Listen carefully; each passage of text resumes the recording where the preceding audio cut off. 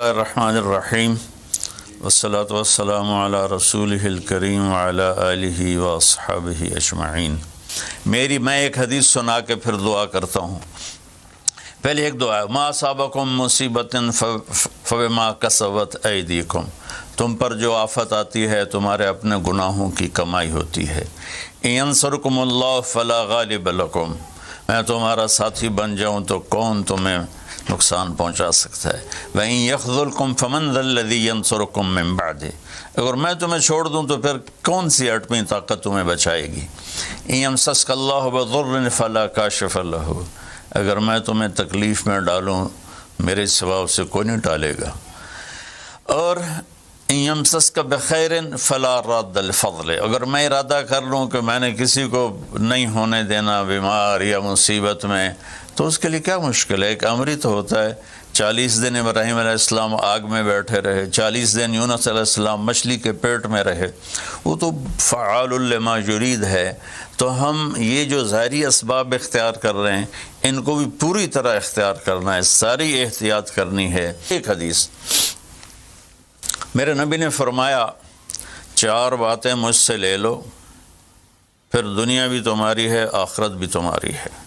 4 اذا کانت فیک، 4 باتیں لے لو مجھ سے پھر دنیا بھی تمہاری ہے آخرت بھی تمہاری ہے، تمہیں کوئی ٹیڑھی آنکھ سے نہ دیکھ سکے گا، تمہیں کوئی نقصان نہ پہنچا سکے گا کہ تمہارے رب کا سایہ تم پہ چھا جائے گا۔ تو 4 باتیں کون سی ہیں؟ صدق و حدیث، ہمیشہ سچ بولنا، جھوٹ نہ بولنا۔ اب مجھے بتائیں، سارے یہ اینکرز بیٹھے ہیں، سارے ہمارے وزیر اعظم بیٹھے ہوئے ہیں، ہم کتنا جھوٹ بول رہے ہیں، ہم کس قدر جھوٹی قوم ہیں۔ ہم اس جھوٹ کے ساتھ اللہ کی بارگاہ میں کوئی مقام نہیں لے سکتے۔ تو میرے نبی نے پہلی بات فرمائی صدق و حدیث، سچ بولنا۔ دوسری بات فرمایا حفظ و امانت، کبھی کسی کو دھوکہ نہ دینا۔ یہ میرے نبی نے فرمایا میرا امتی ہر گناہ کر سکتا ہے، 2 کبھی نہیں کرے گا، ایک جھوٹ کبھی نہیں بولے گا، ایک دھوکہ کبھی نہیں دے گا۔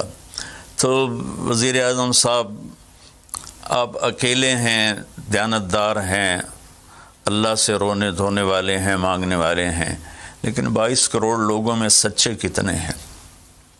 22 کروڑ لوگوں میں دیانتدار کتنے ہیں؟ ایک بہت بڑے چینل، میں ہاتھ جوڑ کے اینکر بیٹھے ہیں، معافی مانگ کے بات کر رہا ہوں، ایک بہت بڑے چینل کے مالک نے مجھ سے کہا کوئی نصیحت کرے۔ میں نے کہا چینل سے جھوٹ ختم کر دو۔ کہا پھر چینل ختم ہو سکتا ہے، جھوٹ نہیں ختم ہو سکتا۔ تو جہاں جس کو، یہ صرف پاکستان کی بات نہیں، پوری دنیا کا میڈیا جھوٹا ہے اور سب سے زیادہ جھوٹ بولا جاتا ہے۔ اور میرے رب کو، میرے نبی کو جھوٹ سے نفرت ہے۔ میرے نبی نے فرمایا پیاز کھا کے مسجد میں مت آؤ کہ فرشتوں کو تکلیف ہوتی ہے، بو ہوتی ہے، لیکن میرے نبی نے فرمایا جب کوئی مرد عورت جھوٹ بولتا ہے تو فرشتے اس کے منہ کی بدبو سے 3 میل دور بھاگ جاتے ہیں۔ تو جھوٹ اور خیانت کے ساتھ ہم کسی آفت کا مقابلہ نہیں کر سکتے۔ آپ نے فرمایا صدق و حدیث، حفظ و امانت، سچ بولنا چاہے جان چلی جائے، اور دھوکہ نہ دینا۔ مسلمان کسی کو دھوکہ نہیں دیتا ہے۔ تیسرا فرمایا حسن و خلیقت، اپنے اخلاق اچھے کرنا، اور اخلاق کا سب سے اونچا مقام حیا ہے۔ اب میں کیسے بات کروں؟ میرے دیش میں حیا کو کس نے تار کیا؟ میرے دیش کی بیٹیوں کو کون نچا رہا ہے؟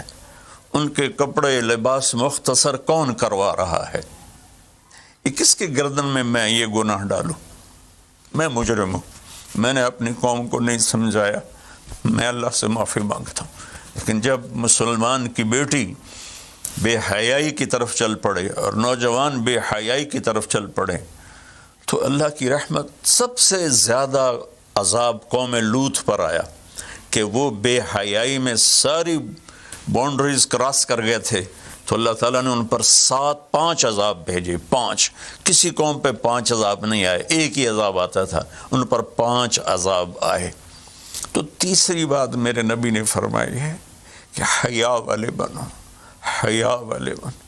لیکن میری نسل ہے، مجھ سے خان صاحب نے بات کی تھی پہلی دفعہ کہ میں چاہتا ہوں کہ میری یوتھ اللہ کے نبی کے ساتھ جڑے، چونکہ جو ہمارے کالج ہیں، ہماری یونیورسٹیز ہیں، ہمارے خاص طور پر جو یہ پرائیویٹ سکولز ہیں، یہ امت کو، نوجوانوں کو اللہ رسول سے کاٹ رہے ہیں۔ تو اللہ تعالیٰ یہ پہلا شخص ہے جس کے لیے میرے دل سے دعا نکلی جب اس نے کہا کہ میں نے آپ کو اس لیے بلایا ہے کہ میری قوم اپنے نبی کے ساتھ کیسے جڑ جائے۔ میں کیا بتاؤں، جب تک اس بے حیائی کو نہیں ہم روکتے، اور کوئی روک نہیں سکتا ہے، اندر سے نیت نہ ہو۔ سرنڈو ماڈل سکول میں میں نے میٹرک کیا ہے، ہمارے ایک وارڈن، میں ہاسٹل میں رہتا تھا، وہ آ گیا، نمازی تھے، انہوں نے نماز کی سختی کر دی، ہم بے وضو جا کے کھڑے ہو کر نماز پڑھ لیتے تھے، بے وضو۔ کیونکہ ڈنڈا انسان کو انسان نہیں بناتا ہے جب تک انسان اپنے من میں ڈوب کر پا جا سراغ زندگی۔ تو اگر میرا نہیں بنتا نہ بن، اپنا تو بن۔ یہ تو اپنے اندر دل دریا سمندروں ڈوگے، کون دلاندیاں جانے ہو، وچے بیڑے وچے جھیڑے وچے ونج مہانے ہو۔ میری قوم جھوٹ چھوڑ دے، میری قوم بددیانتی چھوڑ دے، میری قوم بے حیائی چھوڑ دے۔ وعفۃ فی تہمۃ، آخری بات میرے نبی نے کہا، اور رزق ہی امسا مغفور اللہ، جو صبح سے شام تک رزق حلال میں تھک جاتا ہے اس دن کے سارے گناہ معاف ہو جاتے۔ کسی بھی قوم کے لیے جھوٹ، بددیانتی، بے حیائی اور رزق حرام یہ ان کو تباہ و برباد کر دیتا ہے، اور کوئی قوم سچائی، دیانتداری، پاک دامنی اور رزق حلال پر ہوگی تو اللہ کا سایہ ان پر چھا جائے گا، اور دنیا کی کوئی طاقت ان کی طرف آنکھ اٹھا کر نہیں دیکھ سکتی۔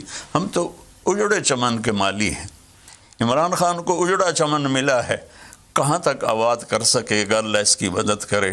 چمن کے تخت پر جس دم شہ گل کا تجمل تھا، ہزاروں بلبلیں تھی باغ میں، ایک شور تھا، غل تھا، کھلی جب آنکھ نرگس سی، نہ تھا جز خار کچھ باقی، بتاتا باغ ماں رو رو، یہاں غنچہ یہاں گل تھا، یہاں غنچہ یہاں گل تھا۔ ابھی عمران صاحب نے یرموک کی اور قادسیہ کی بات کی، کتنے تھے؟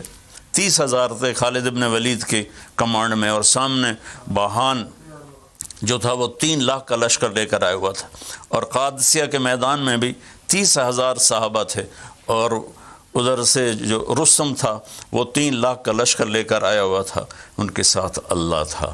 ہم اللہ کو ساتھ لیں، سارے اسباب اختیار کریں۔ مالداروں سے کہتا ہوں، میں نے اپنا کلپ الگ ریکارڈ کرایا کہ اس سال ساری زکوٰۃ ان غریبوں میں تقسیم کریں۔ آپ تک تو ہر آدمی نہیں پہنچ سکے گا، اپنے علاقے میں جو مالدار لوگ ہیں وہ اپنی زکوٰۃ غریبوں میں ان میں تقسیم کریں، ان کے گھر جا کر دیں۔ کسی ایک کی دعا لگ گئی نا تو 7 نسلیں ہماری آباد ہو جائیں گی۔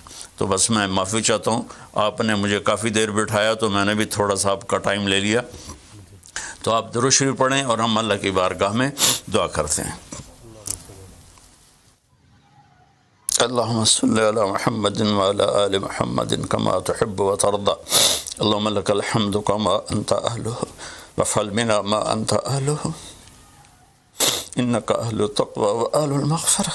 اے میرے رب، ہمیں تسلیم، تو ہم سے ناراض ہو گیا، تو نے سمجھایا، ہم کوئی نہ سمجھ، تو ہمیں بلاتا رہا، ہم نے پیچھے مڑ کر دیکھا، تو نے ہمیں حرام سے روکا، ہم نے ہر حرام کو اپنا کاروبار بنایا، تو نے بے حیائی سے روکا، ہماری نسل نے کپڑے اتار دیے، تو نے رزق حلال کا کہا، ہمارے تاجر سود میں ڈوب گئے، دھوکے میں ڈوب گئے، طاقتور ظالم بن گیا، مظلوم کی فریادیں صرف تیرے تک تو آتی تھی، ہماری تو عدالتیں ظالم ہیں یا اللہ، ہماری تو عدالتیں ظالم، ہمارا قانون ظالم ہے، ہم سارے ظالم ہیں، غریب بھی، امیر بھی، مرد بھی، عورت۔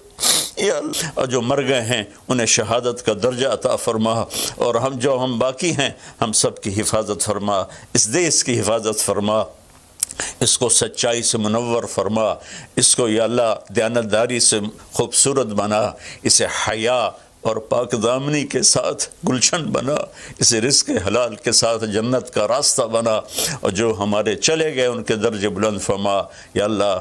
امت کے ہر طبقے کو میرے مولا، ہر طبقے کو میرے آقا اپنی نظر محبت عطا فرما، اور نظر غضب کو ہم سے واپس لے لے، اور جتنے مریض بن چکے ہیں ان کو شفا عطا فرما، ان کو صحت عطا فرما صلی اللہ، اور جن لوگوں نے ابھی پیسے دیے ہیں ان سب کو اپنے خزانوں سے جزائے خیر عطا فرما، اور جتنے شرکائے مجلس تھے وزیر اعظم سمیت جتنے بھی شرکائے مجلس نے اس میں احساس پروگرام میں حصہ لیا، ان سب کو، ان کی اولادوں کو دنیا اور آخرت کی ہر خیر نصیب فرما، ہر شر سے بچا، وصلی اللہ تعالی النبی الکریم وعلی آلہ وصحبہ اجمعین برحمتک یا ارحم الراحمین۔